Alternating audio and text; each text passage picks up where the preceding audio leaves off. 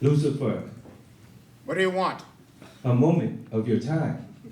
Do I have a choice? You do, but I know you well enough to know that you're curious and that you're wondering what I'm up to. Very well, what do you want? One of my children is coming your way. Just one? I receive thousands daily. Are you planning on taking a day off? No, this one is a special one coming your way. Another one of your mobsters? A particularly vicious child molester? I'm so sick of your petty monsters, they're a dime a dozen. No, this is one of your special projects. Regretfully, you were quite successful with him. Do tell. It's that televangelist, The one that's been sick? the very one. So you're finally gonna kill him off? Yes, it's his time. Shouldn't he suffer a lot longer? It's only been a few months. No, I'm done with him. He's yours. Lovely. Another special handling case then. Yes, do your worst. He's earned it. With pleasure. What? Where am I? What kind of place is this? Took your time, didn't you? What? For someone who was so sure they'd get into heaven, you held on to life quite tenaciously. Who said that? Who are you? Show yourself. What do you think I am? I beg your pardon. I asked you a question. I expect an answer. Well, All in good time, old boy. All in good time. do you know who I am? Because if you do, you know I'm not one to wait. When I ask a question, I expect an answer, and right now. Do you now? Yes, I do. Well, we'll soon break you of that. You'll what? How dare you talk to me that way? I want to see your superior right now. I'll have you fired. I am the superior here. You'll speak to me. Now, who do you think I am and where do you think you are? For all I know, you're the pizza delivery boy and this is Grand Central Station. Not quite. I demand an answer. Who are you and where am I? Well, why don't you have a seat and we'll discuss it. I'll stand. You'll sit. How did you do that? I can be quite persuasive. Who are you? Oh, my good and faithful servant. After all you've done for me, you don't recognize me? Servant. I'm not your servant. I serve God. And no, actually, I don't recognize you. You were ill for quite some time, weren't you? Yeah, yes, those damn quack doctors couldn't do anything right. Wait, how did you know that? How do you feel now? I feel pretty good, actually. I've died? Yes, you have. Odd sensation, isn't it? I didn't expect heaven to look like this. What did you expect it to look like? Well, I don't know. I guess clouds, angels, that sort of thing. Not as hot or as smelly. For Christ's sake, what is that smell? It is because you're not in heaven. What are you saying? Do I really need to spell it out? If this isn't heaven, then this must be. I'm afraid so, old boy. And you're. Go on. Say it. It can't be. Say it. Be a good boy and say it out loud. You're the devil? Exactly. No, it can't be true. I'm supposed to be in heaven. I'm God's servant. I've earned eternity in paradise. How could you do this? How could you steal me away from God? I'm a very important man. I've advised presidents. I've changed people's lives. You lived like a Turkish sultan. No, this is insane. I don't belong here. I'm not staying. I'm leaving. Now. I think not.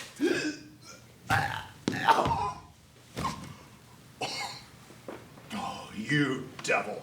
Precisely. In the name of God, I command thee, be gone, devil! Sorry, old boy, those curses don't work down here. Be gone! Well, that's enough of that. Oh! I don't understand. Why am I here? I did all that God told me to do. You did all that I told you to do. You did my bidding. You served me. What are you talking about? I played you for a cheap fiddle, you braying ass. Oh, don't you give me that. I am a righteous man. You're a self-righteous toad and a greedy little worm, and you know it. I don't know what you're talking about. All that money you talked those people out of. What was it all for if not for you to live well? It was for the glory of God. Oh, God damn it, that hurts. Oh my, such language. Now, you listen to me, and you listen to me, good devil. I preach the good word to people 3 times a week. With every broadcast, I reached tens of thousands of people. I brought people to God and cleansed them of their sins. I raised them up to health and wealth. I prepared my congregation for the end times. I built a university and created more ministers and sent them out into this world to spread the gospel. I made America a more godly nation. I brought God more souls than any other minister in the United States, if not the world. I built an empire to God. I am an important man. I advised presidents. I wrote laws. I influenced politicians. I was a godly man. I am not a toad. I am not a worm, and I most certainly am not a Turkish sultan. Then how do you explain the 50,000 square foot mansion? Or the corporate jets? Or the yacht? Those belong to the church, not me. They were strictly for your use, though, weren't they? I deserve to live comfortably. Traveling an entourage of 10 servants and staying at 5-star resorts? I enjoyed the fruits of my labor. With all those unpaid interns and volunteers, how can you say you labored at anything? They were good, godly people. They helped spread the ministry and help preach the gospel. They were chumps. You had more money to give them. You had more than enough money to pay them a living wage, but you kept it all for yourself, didn't you? I convinced you that that wealth was your right and living like a king was God's blessing. You taught your congregation that if they believed hard enough and gave enough to your church, they would be blessed by God the same way God has blessed you. Do you feel blessed now, preacher? I don't understand. What's not to understand? You're a con man who hid behind the word of God to fleece people of your own accord. That's not true. And tell me about the 35,000-seat arena you built. Arena? It wasn't an arena. It was a church. The entertainment you built, the faith healers, the bands, the drama of your sermons, and those atheists you brought in to debate with. Oh, I'm sorry. Did I say debate? I mean burn them at the stakes for the entertainment of your chump followers. Don't tell me it wasn't a modern coliseum. I needed a big church. I had a large congregation. And whose portrait greeted people at the main entrance they walk on? I don't know what you're talking about. That larger-than-life picture of you that everybody can see even from the parking lot? It was my church. It was a monument of your vanity. That wound up venerating you instead of God. You became God to them. I never said that I was God. Oh. I had you so full of yourself you thought you were so divine. I was God's servant. You were my servant. My good and faithful servant. Stop saying that. I never served you. I served God.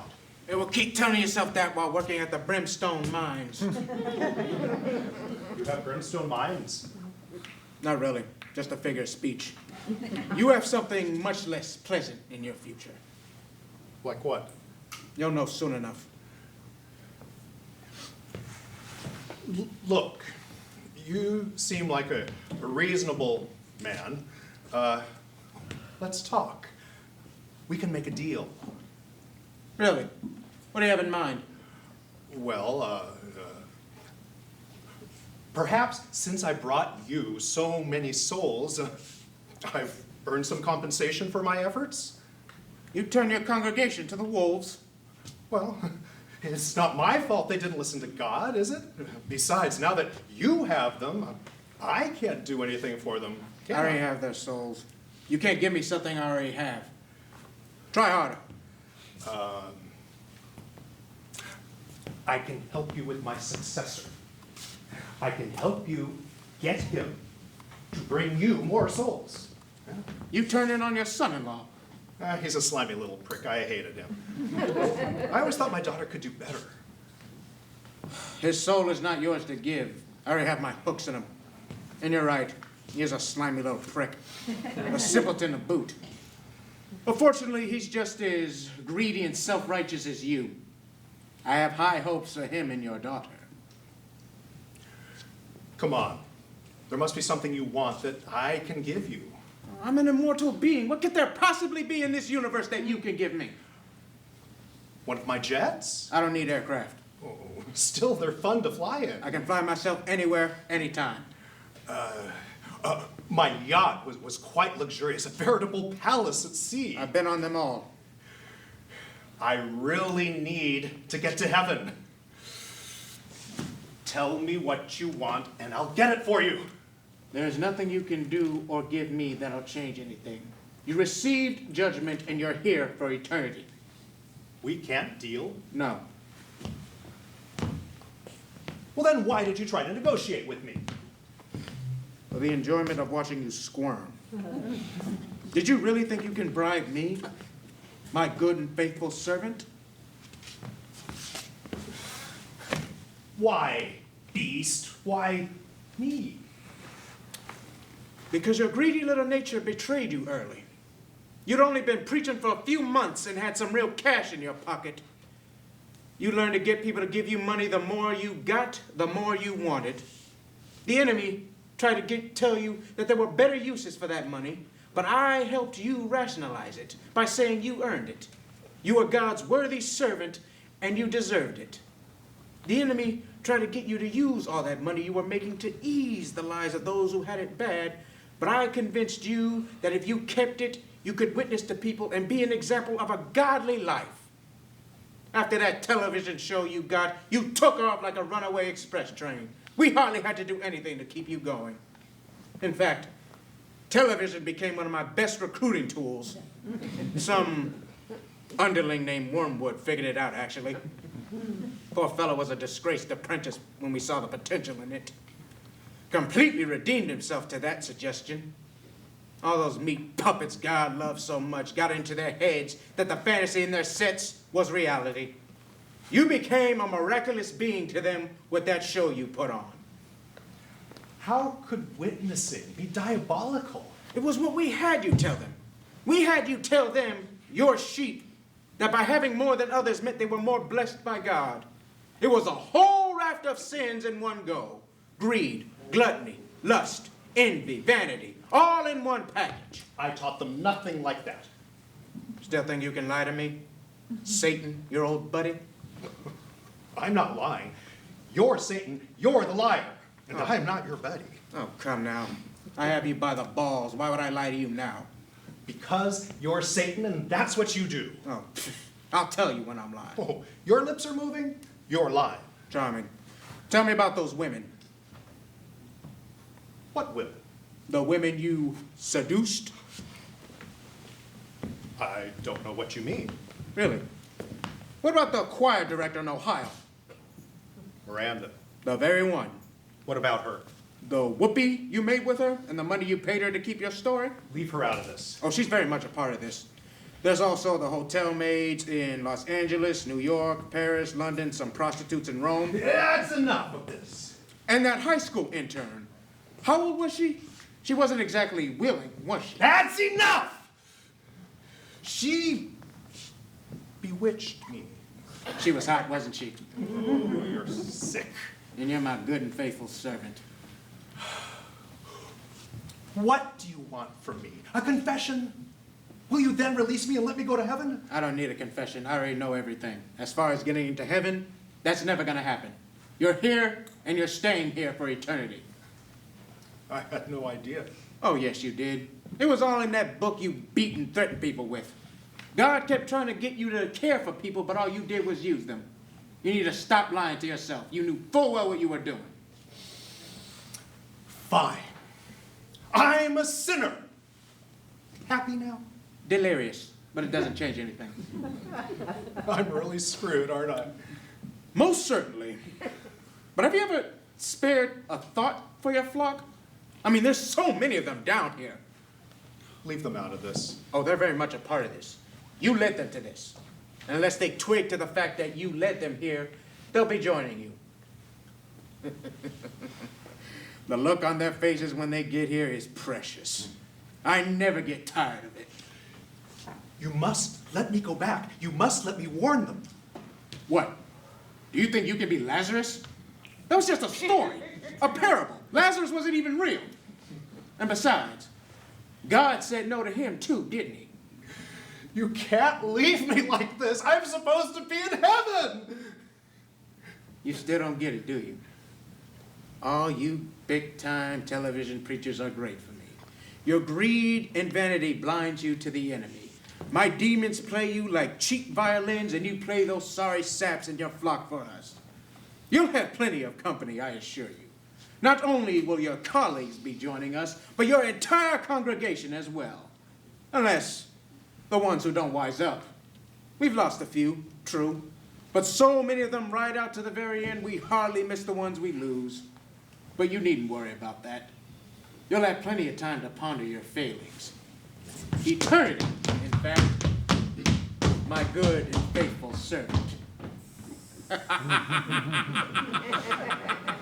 Well done, Lucifer. You are my good and faithful servant.